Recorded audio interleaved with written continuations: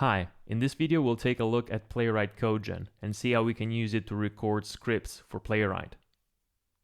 Pause here if you would like more information. Okay, let's go. I'm gonna start from scratch here and just create a new folder. I'm gonna call it Amazon Recorded.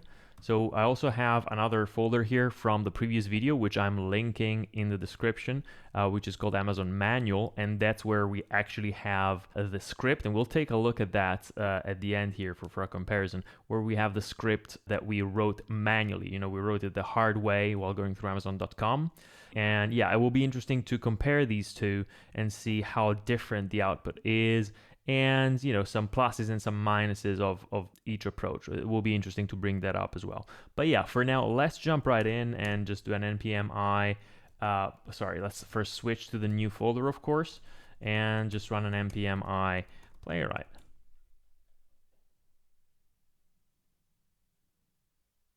Perfect. Now we have Playwright installed. So what we want to do here is straight up npx playwright Codegen, and then we can enter the URL that we want to hit, in this case https amazon.com.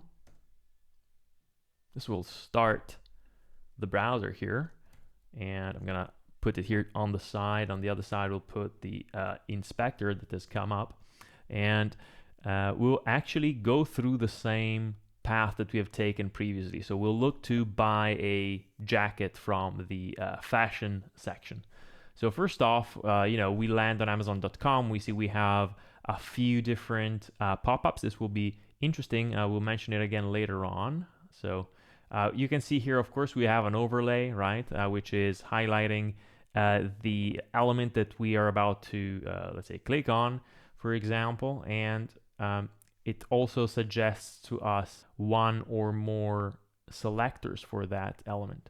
So now we're just interested in the don't change button here. We're gonna dismiss the pop-up. And as I click on different things, what you will see is that the recorder here will start producing some output. And in this case, actually we clicked a couple of elements. I'm not sure why we're getting only the second click. That's interesting. I hadn't seen that before. But anyway, no biggie. So let's go on and now select the second element. Here we can see a different kind of selector is being suggested to us, data test ID. Okay, we're gonna go with that. And we're gonna keep on going and select coats and jackets under $50 under the shop man section. And here we have our jacket. So here, I'm just gonna click the image here. Then we have to do a few steps here. Yeah, sometimes the overlay can get a little bit laggy somehow when there's a lot of stuff going on maybe. And this little drop down seems to always be trouble no matter how you try and automate it. Anyway, let's select large size here, and we also want to select this khaki color over here, this product option. And now we're essentially done. We want to select the Buy Now button. And for the flow that we had gone through, that we had settled upon last time when we did this all manually, this is where we stopped, right? So I think this is plenty of interaction for an example. And so now we can actually shut this down already. We can focus on the script here. What I'm gonna do is, okay, so here we have an output for Playwright test. Let's maybe simplify it a little bit for now and just do a pure JavaScript output here. So we'll be looking at essentially a Playwright library, not Playwright test. I'm going to copy the whole thing. I'm going to go back to Visual Studio here, or VS Code actually, and I am going to create a new file here so I can actually interrupt the Codegen process with Control-C. I can create a brand new file, let's call it script.js, and I can paste in there all the code. So let's try it out as is first. So very important when you are recording a script, you want to try it out immediately. You want to see if it's working as expected, if something went wrong, right?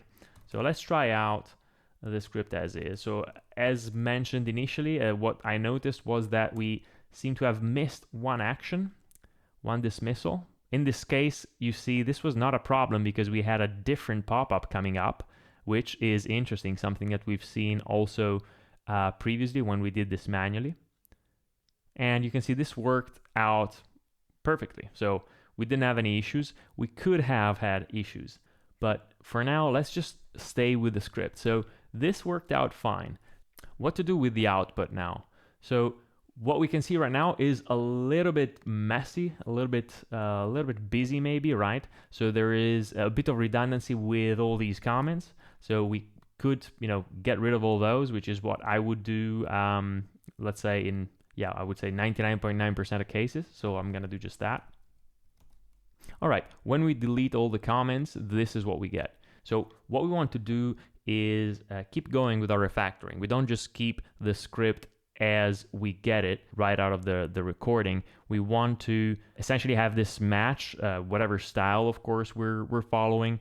And one important thing, one very strong suggestion that I want to give is get rid of everything that is superfluous. At this point, it's not that hard to do a little bit of refactoring, trying and removing, what sort of screams out to you as needless. You can quickly just try out the script after each deletion and then see if it is still just as solid, right? So what we can do here is, just taking a look, what we see is that there is the same pattern happening sort of over and over again. So for every click, we are actually doing a promise.all. So we want to wait for both of these promises to have resolved before we actually go on and proceed with the execution. In this case, I'm pretty sure that we don't need that, right? So it's a very simple flow, and we can rely on Playwright's already robust built-in waiting mechanisms for this. So I'm gonna just remove the promise.all, remove the page.wait for navigation, and just leave a normal await on the page.click actions. Okay, that's done. We can quickly run the script again and see what the result looks like. Again, we got the second kind of pop-up. Everything is fine. And we went all the way through to the end of the script without any issues.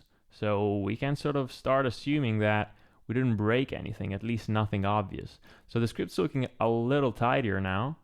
And so what we want to do is run this a bunch of times to make sure that this is actually solid. And why do I say that? Isn't one time enough? Well, in this case, it wasn't, for example. So what you see happening here is that we got the second kind of pop-up. Again, Amazon, to us as externals, we don't know the logic behind the pop-ups there. We can kind of infer it. We can make hypotheses about it, but it doesn't really matter. So at the moment, this is kind of a black box for us. So this is not something that we can control. Of course, it's not something that we can maybe accurately predict. It is kind of non-deterministic for us. So we need to handle situation in which maybe we have that second pop-up coming up first and the first one comes out after that, or maybe it doesn't come up at all. We want to handle all these different cases. We didn't do that right now, and this is why our execution failed. Well, guess what? The button that we were trying to click was right behind that pop-up. We were unlucky in a way, but I think this illustrates the point perfectly, and this is something that you will run into in the field. So for now, we've seen the big advantage of recorders, especially when you compare the length of this recording session to the length of our previous, let's say, writing session when we had to write the script from scratch. This was way faster. It was way simpler. But just because of their nature, recorders cannot do everything. For example, situations like these in which you might need flexibility, you have sort of a bit more of a complex flow that might be non-deterministic. Well, when you go through it once and the recorder shows you, the sequence of actions that you have recorded, if there's variations in those, the script that you have produced might or will most likely not be able to handle those variations. That means that you have to intervene on the code, right? So another scenario that comes to mind where you definitely would need to intervene on the output script that you have produced with a recorder would be when you have to loop through a procedure, right? I think the example, so Amazon is perfect for that example. Maybe let's go back to our fashion section here, back to the coats and jackets. Let's say that we actually needed to produce a script that, let's say, flexibly adds the first few items to the cart. And maybe that is a variable number, right? Or maybe we have to introduce some randomness for some reason, and we're jumping around, right? And we're adding our jacket here, but also this one. And, if things get more complicated, then of course the recorder will not be able to support you in writing that logic. So that's another case in which you will have to go back to the code. Okay, I've copied in my ugly dismissal logic from the manual script that I'd written previously. Now we can run this again and see if things go through. So we can see now we have a slightly slower, let's say, initial part of the script. And we had one successful run. Let's start with the second one. But we're handling now, you've seen it just now, the let's say the first kind of pop-up, right? The one that comes up on the left and is more problematic. And yeah, it seems like the script is working out. So we get a double pass here. It's worth it to spend those extra 15 seconds to run the script a second time and get a bit of a higher confidence that this will not break as soon as we run it from CI or we schedule it for for monitoring our production website. So do take the time. You can also do something like this and essentially run the script until it fails, right? So you can take a little break if you like, have it run, and go and get yourself a coffee. And when you come back, if you have had 0 failures, you probably can rest assured that the script is at least somewhat robust, right? And you can actually proceed.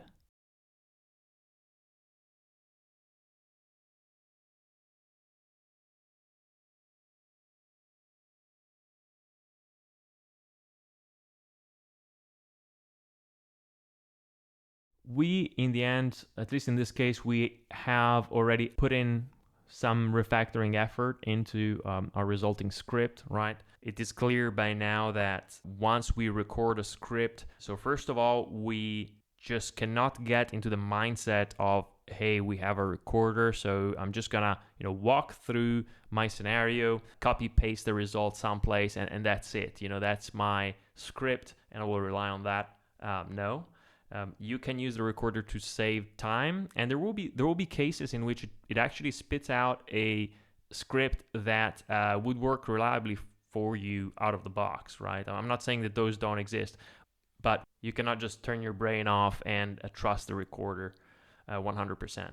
So use the recorder to save time, and then always try the scripts out, and then do the refactoring that's needed. And think if maybe a script that might be passing the first time, like ours did here, might fail if there is a specific change in behavior of the website that might occur, or something of the sort. So yeah, never rely on the recorder 100%. Always try the scripts out, refactor the checks, and run the script at least a few times. So now that we've clarified how recorders should be used, let's take a look at the script we've just recorded using Playwright Codegen, which is on the left, and the script that took us a fair bit of time to write manually on our last video. That's on the right side. And I want to sort of go through these line by line, and of course in the beginning not that much is changing. The dismissal logic is, as I said previously, copied over from the manual version. And when we go and take a look at the click actions, things get quite interesting. You can see, so in the first case, we both went with a text selector, right? So today's deals. Again, I think that's okay, given that this will be the English language website for Amazon, but that string still might change, right? So anyway, and next up, We both actually went with the data test ID attribute for the collection, so fashion. And then we essentially did a very similar thing here where the recorder used the nth match operator here, whereas I essentially took the area label, not the alt text of the image. I chose the area label, and then I also essentially selected here. I chained two different selectors, and I said, okay, give me the second element here, right? So we could have done this a couple of different ways.